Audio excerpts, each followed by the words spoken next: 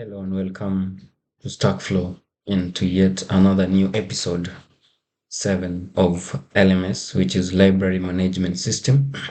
In these episodes, we have been doing and we will still be doing our library management system. In this episode, we are going to do a very important process in library management where you see a patron borrow a book and then they get the books if they're available, and those books must be marked as not available. And there's another process in the same process where you also receive back the books that was or that has been borrowed by a patron. So we will get our hands dirty and do the work and see how best we can approach this thing. So we already have books in our previous episodes. We have books. We were able to create a table for books, a table for authors, and a table for patrons. And we've also created a few other things in terms of table properties, page properties, field, table fields, page field properties. And we've seen how little we can achieve when we know a little something on application language, which is the AL programming language. So we're going to come up with a way where we can let these books be taken for some time. It's like loaning of the book by the patron, and then we will check the information of the patron, and then we will issue the books to the patrons. In that case, we will create a table that will store information of who is borrowing a book or who is taking a resource from the library. And let's create a new table right here by clicking new AL using the wizard table. And we are going to name our table as maybe book lending. It will be book lending. So then we can have a primary key as lending number. Then it will be a code of length 50. Then maybe lending description. Just call it description. Yeah, which will be text of length maybe 200. Then we also need to see the patron. Remember, patron, we'll have to use what we call table relation. So we'll have patron ID.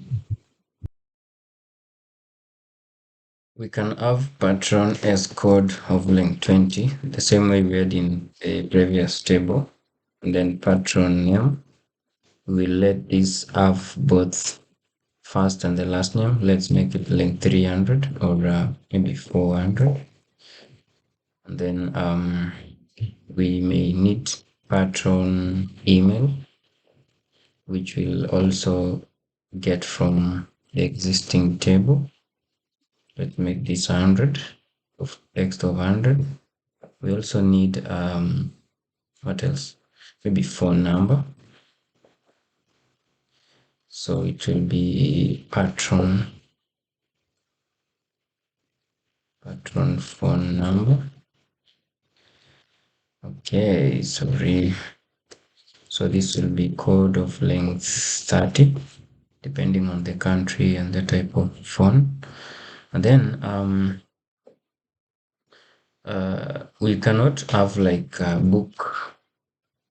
book number because this, yes, it will take care if a book is if we have a single table, a single book being taken by a book like a reader. But if we need this person to be able to take more books, then we don't need them to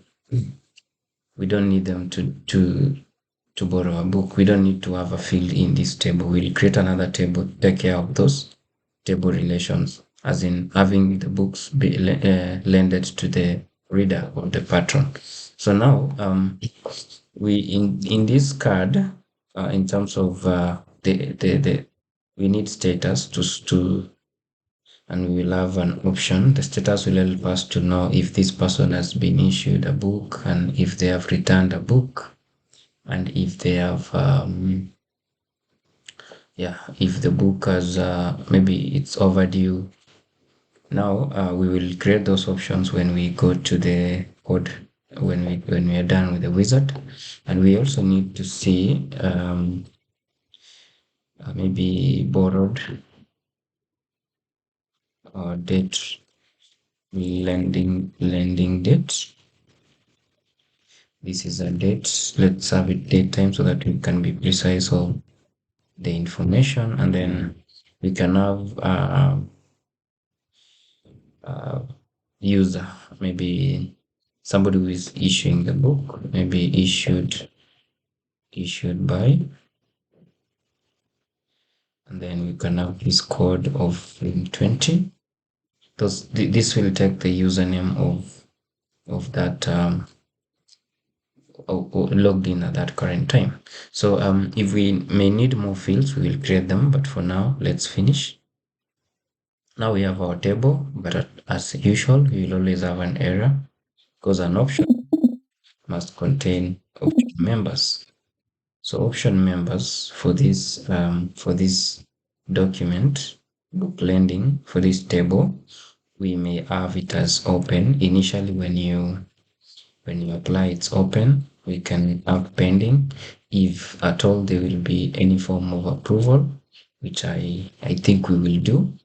And then there will be another one, maybe approved. After it is approved, then there's issued. Then there's if you return one or let's say all the books, then maybe we can say closed, maybe posted once those books have been posted back to the library, and then we can have it as closed. So all these are options, and there's something I need to mention about options. Options, you can put them as a single word separated by a comma, or you can have not or, but if you have um, if you have an option whereby it has two words, you need to include the double insertion commas, and then maybe a word like maybe pending issue. Maybe the process is complete, but this person has not been issued with the books, so we can have it as pending issue. So I'm going to limit our statuses to this case.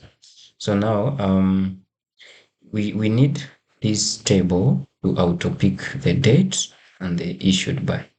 So we can let this be editable for, it's not even necessary, but so that you don't edit the dates at that time, exact dates and time. So we can also have this issued by as editable false, so that you cannot change whoever was creating the request form.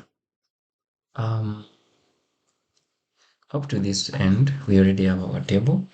I'm going to create a page for the same. But before that, I said that we need these two fields to be auto filled. So I'm going to introduce what we learned on the previous video, and the link is the description. So I'm going to have a trigger, it's a table property, insert. So what should happen on insert? I need us to insert the lending date. You put an assignment operator, then you assign a current date time. This is an inbuilt procedure which gets the current date time when that record is created. And then finally, we have issued by. And then for issued by, this will be the user ID who is logged in at that time. So we will use the inbuilt procedure in AL known as the user ID. This one will get the user ID at that time. So now we are done. And then I'm going to create a page Yes, I use the wizard. I've used this severally together. And then let's call it book lending. We'll create a card. So this will take our table as book lending. Then it will be card we maintain. If you need anything else, you can also use something like a document. Yeah, let's use a document because we've been using cards in our previous videos. So at this point, you can click next, and then if you want to sort your fields based on how you had created them, you sort them by ID, because now it's sorted by name, starting from the using the alphabetical order. So let's use the ID. The ID number one was lending, and the last one was issued by. So I've just used control. I've just used shift, select the first one, and then click the last one. It will select all of them, and then you can use this arrow, then finish. So we've created this is our lending document. Remember, this is a document. Maybe we need to be able to view lending list in this way. So we'll create a list so that it will store the lending information. So I'm going to go back to our code and then create new page. Then, sorry, this is something else. This is a page extension. So I'll just create a new one, page, and then I will have object name as maybe book lendings. This is a list, so it's allowed to have it as plural. And then we maintain our table, book lending, and then right here on the page type, we have to change to list. I mentioned earlier why we do that. And then right here, we can just go to next and then sort by ID. Select the first one, shift, select the last one, then go to that arrow, then finish.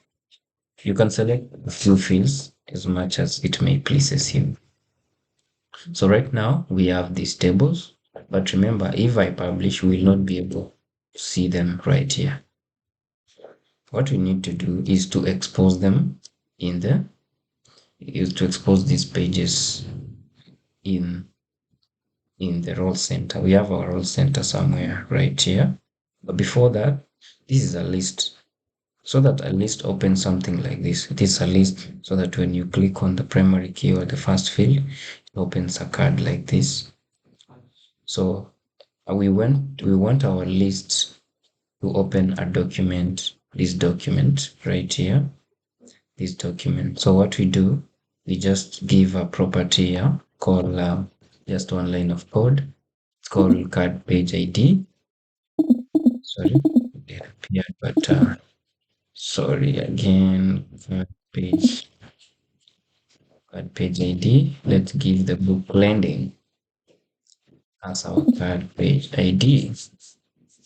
So, and then we will only expose the list. The other one will be open. The document will be opened by this instruction here on line 6. Now we'll go to our role center, and I explained in a previous video many things about role center, if not all of them. We'll put it up here, right up here. So that means this is the role center or the landing page. We'll put it up here after the patrons. So can somebody remind us what was the name of this area? Okay, right. You guessed right or wrong. This area was called section, and it is under actions, the page actions. This page is a special type of page known as role center, which does not require a source table. So we will go to sections right here. You see these actions, and then we have sections, and then we have groups. Section must have groups. You cannot put actions. So we'll just create our group right there, and then we'll just name our group as lending. Let's call it lendings. You don't know if that is good English, but provided you can get a message, nobody has an issue with that. So then lendings. Let's just have it as lendings. And then inside this action, we need to expose it so that we can see it. We can use all or basic sheets. We can also have, which is important, the object. You need to specify the object that you're going to run. The type is page, and then the name is book landings. So now we have exposed. Once I publish this, which I'm publishing now, it will be able to show us the book landing, or the books, let's call it the books landing. So that one will reflect on the subsequent publishing, not at the moment. The changes has been published successfully. You can see we have an extra action right here. We have this extra action that we created, and then we have landings. So landings is an action. This is a group known as book landing, and then landings will open for us a list. When we click new, it will open for us a document. This is a document. Then maybe landing number, maybe land 001. Then description, test land. You notice that we had typed here at lowercase, but the code will always put everything in uppercase. So test landing, and then the phone number, the patron number. All this information we'll just create table relations so that we can collect them from the other tables. So another thing that you must have noticed is the landing date and the issue date. These ones were auto-populated when we created this record. I explained on a previous video on how the trigger on insert works. So that's what happened here. You might or you might have not noticed, but it happened. So this also picks the first option. If you don't want it to pick the first option, what you do, you go to your source code, and then in the table where you are specifying the status, you can just have a blank. You can just put it that way. So it means there is a space right here which represent a blank option, which is always option 0, and then that way. So now this is our landing document. So right here we still have some tasks to do. One is we need to do some table relation, and then 2, we also need a list, which is very important in landing, because right here we cannot do anything. We cannot give someone a book, because where can you put a book right here? Nowhere. So let's go back and still make our hands dirty. Let's start from patron. So we'll just use table relation, explain in previous videos, and then we'll just request for our table known as patron right there. Since it has one primary key, we don't need to specify anything like .patron ID. We don't need to do that, but we can just do that. And then patron name, we can get those from here, even the email, even the phone number. So it means we can make all this is not editable. So we'll put editable so that patrons need to be registered on a different table first before reaching here. So I'm going to mention a property that we've used previously. Trigger. There's a trigger for page. There's also a trigger for field, either table field or a page field. So we'll just use onvalidate. That means when you do something on this field. So we want, when we do something on that field, we populate this other information. Now we need a variable. There's already a dummy variable right there, but we need our own. Let's call it maybe patrons, just a variable, whichever way we call it, and we need to refer to that record, which is known as the patron table. Record is like a table on AL. So patrons, we will have to clear all the any filters that might have been set. Since it has one primary key, then we can do if patrons patrons.get. If we get what we put in this field, that is, if you put something in this field which is selected from this table, you cannot type anything. It has to be in this table and it has to be a primary key right there. So we will get the patron number, patron number. If we get that one, then let's begin. Let's put a body because we have more than one thing to do. So we'll have patron name. Patron name. So because this name will accommodate first name and the last name, then let's have patrons dot first name, and then let's do something known as concatenation, where you join two sets of fields or data from whichever field it can be. We will get this patron. Let's say if we say patron 001, then we'll take the name, we'll take the first name, and then you use this operator plus sign. You can put a space by inserting an empty string, then put another operator so that it separates the two names. Then name it as patrons. Oh, sorry, patrons. That last name. So it will get us the first name, concatenate it to the last name, and then give us the patron. And then another one is the email. So patron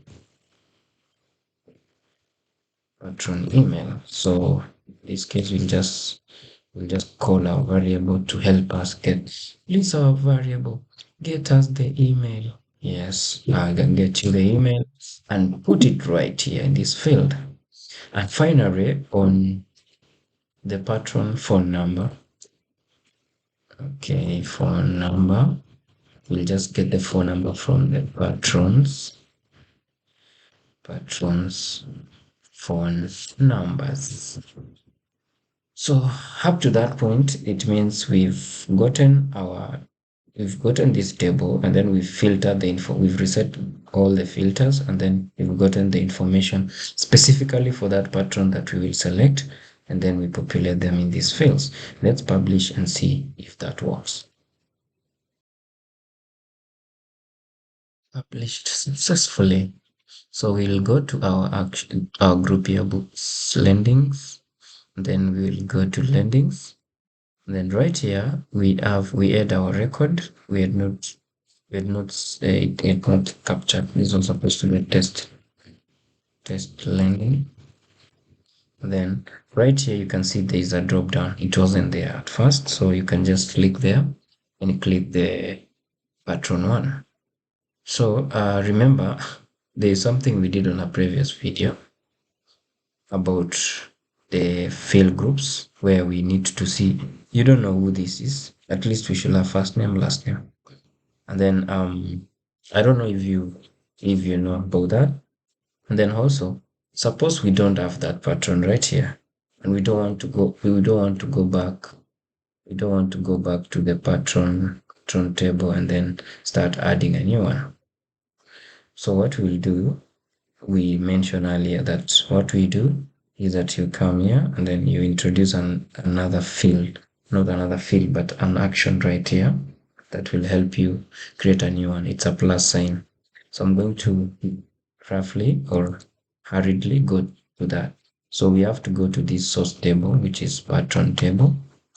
From here, you can just click and then you can control click patron, takes you to this table. This table, we have a property known as lookupId, and then we will use patron page. There's a page for patron, so we'll call that page. And then right here on the global properties of the table, let's have just before the triggers, let's have the field groups. And then in our field group, we'll have a drop down and show you, just write it that way to avoid any form of trouble that you might land into. And then you can just have our first and the last name. Then it's like a recap. So I'm going to publish. Okay, it has published successfully. So now we can go back to our landing and see if our magic, okay, sans feature, if it worked. So right here, we were not able to create patrons. We were not able to see their names on this drop down. Let's see. You can see the first name and the last name, and we've also maintained the patron ID. We can also have this add new. It's a button. If you click, it takes you to whole new page. It's a card. It's a normal patron card. Let's call this one patron 3003, and then let's call her Jen Doe. Remember, names are very separated, so we'll just have their phone number. We don't know where she's coming from. So, and then her email, jen.doe@mail.com, and then DOB, and let's have 00190, January 1st, 90. And then let's save it. We are here actually saving it. We were selecting it to this document. Remember, this is a page type document, so we can call it a document. Now, our final part will be to have a list here. What did we say about having a list of items from a different table to another table? Yes, we said we are using a card or a list part, which is a type of a page, but it's a list part which can appear down here. You can also use a list, but you'll have to make it as an action. We'll demonstrate those ones in the future. So we'll do our final thing here, and then remember our status is blank. Why? Because in our source code we introduced something here in the status. Let me click control click. We introduce a blank here. You cannot see a blank, of course, it's like invisible, but you can imagine it's there. The comma tells you that there's something there. Now, that's why we don't have it here, but we can select it here as open. But if we want it to automatically select open, we just remove that comma, and then it will take care of that. Now, we already have this information from another table. So we are going to introduce many to one or one to many. We're going to have many records here of books. So quickly, let's go create another table for lending. Let's call it lending list, book lending list. Yeah, object name will be book lending. So lending list. Well, let's call it line because those are lines. And then maybe we can have entry. Sorry, let's have entry number. Yeah, entry number is integer so that it will automatically increment from an existing integer. So, and then let's have book.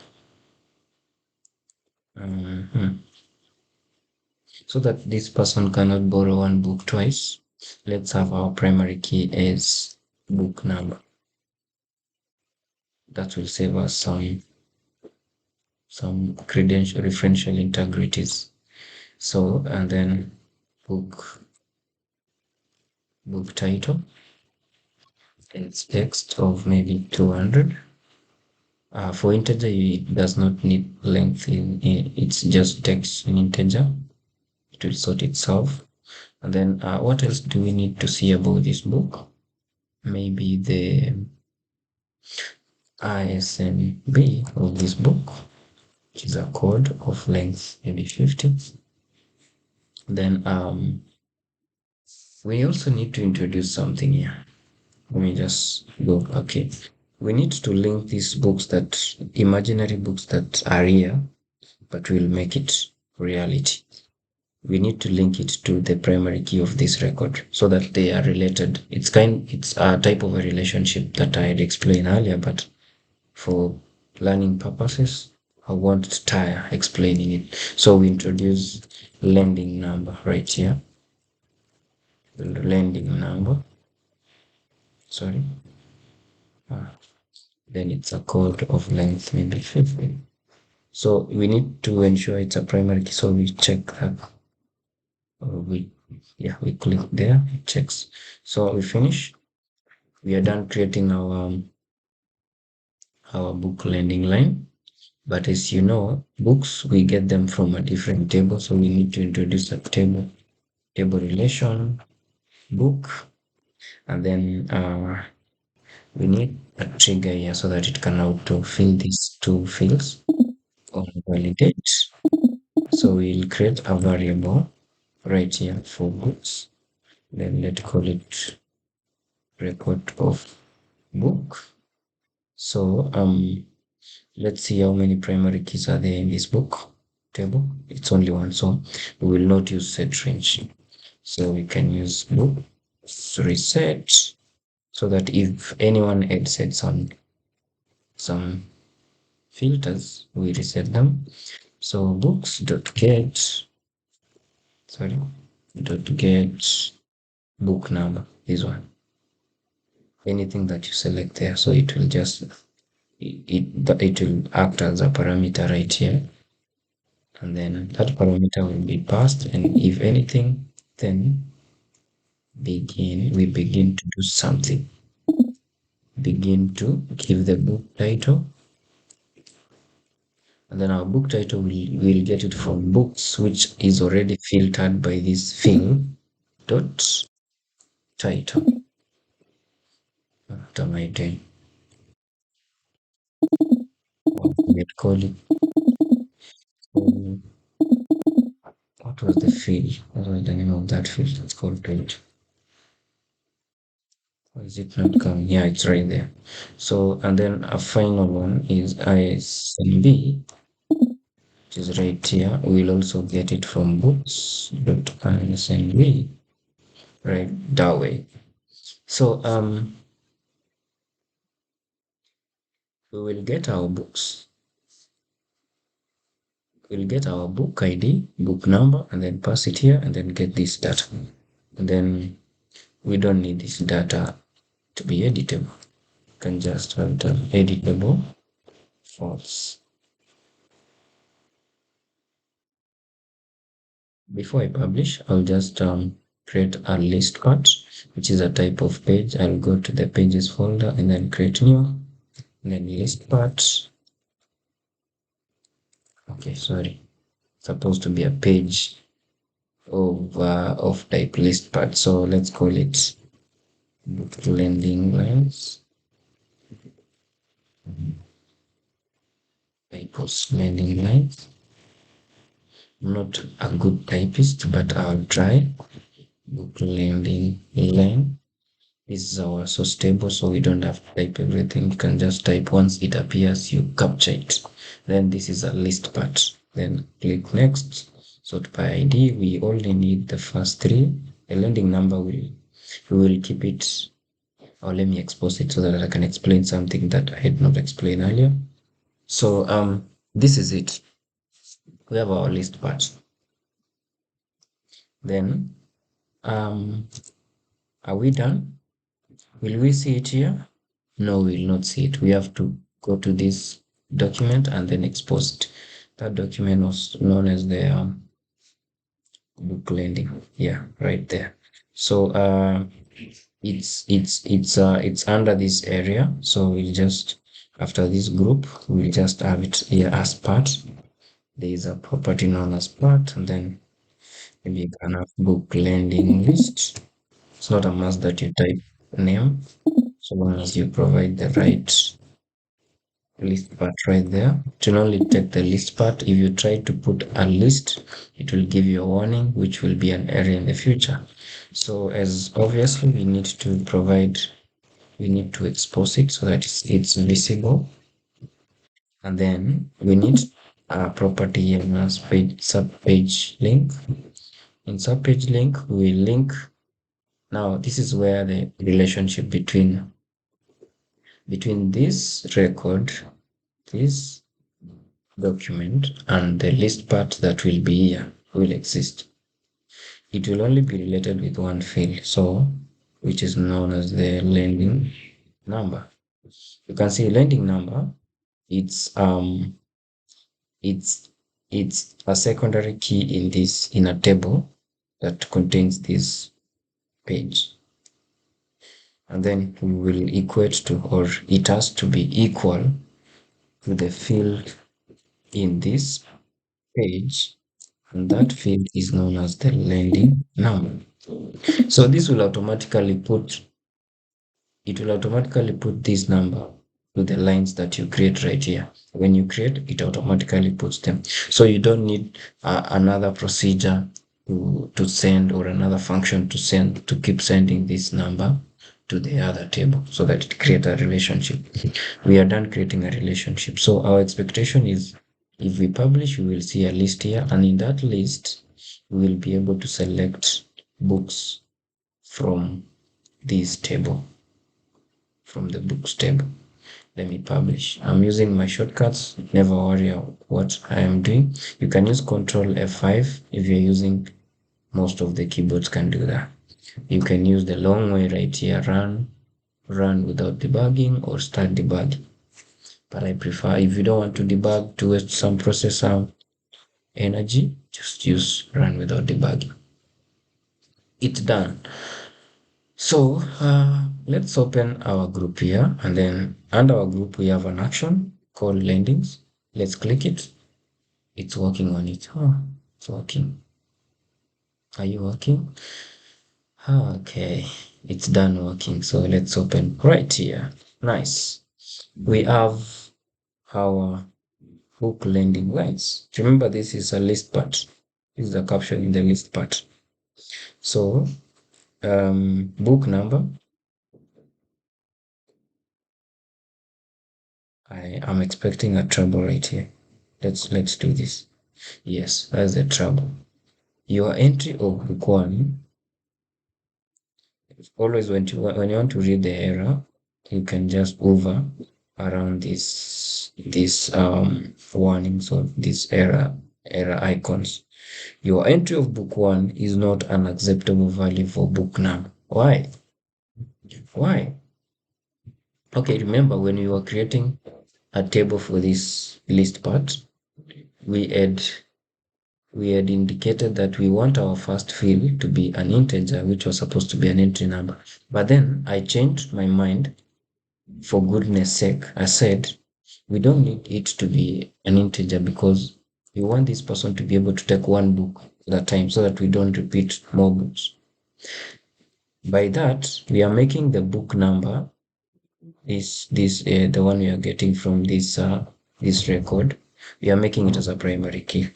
And the primary key in this book number is of type code. So we need to mention that this is code of length, maybe 50. Let's publish and see.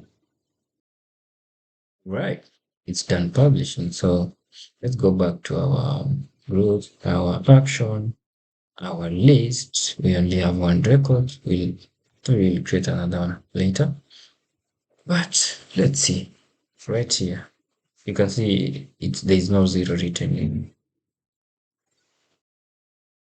So right here we have our complete creation of a book lending document, which has a list part, and this list part is as a table relation with from the book table.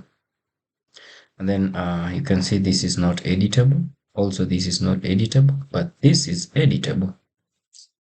The danger of editing this field, the lending number, is that it is a foreign key, which is a primary key in this primary table.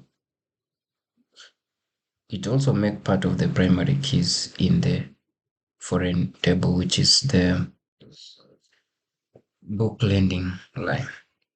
So if you edit this, it means, let's say if you put 2, it means this record will not appear here again. Let's try that. Okay, it also tells you that if you do that, you will don't be good. Right here we don't have the record. But what if we change this primary key? I'm actually trying to explain something on the keys. If we change this to 2, which does not exist, then of course it will warn us of you might change update. Your change might update related records, which can take a while. Do you want to continue? Yes. You see, it happened. It appeared. The book one, which was previously on another record, which was lending 001, is right here. We had changed the primary key to right here. This other key you cannot change unless you change it from this table, which you can see full list to see all the books. You can change it here, but not exactly here. There is some property we need to put it here for drill down page ID, so that when we drill down, we are able to edit data. So up to that point, it's been 40 minutes of pure goodness and greatness. Thank you for watching. If you are patient for all that time, please subscribe, like, share the video. Also comment, ask something so that we can proceed. We will still make this thing better because the process is not done. We've just enabled this person here, John Doe, to be able to receive John Dunn, sorry, to be able to receive books. If we try to receive another book one, it will give us an error. Yes, there's an error because it already exists. That's why I was avoiding using the entry number. Anyway, that was my parting shot. My name is Emmanuel Meli. Thank you.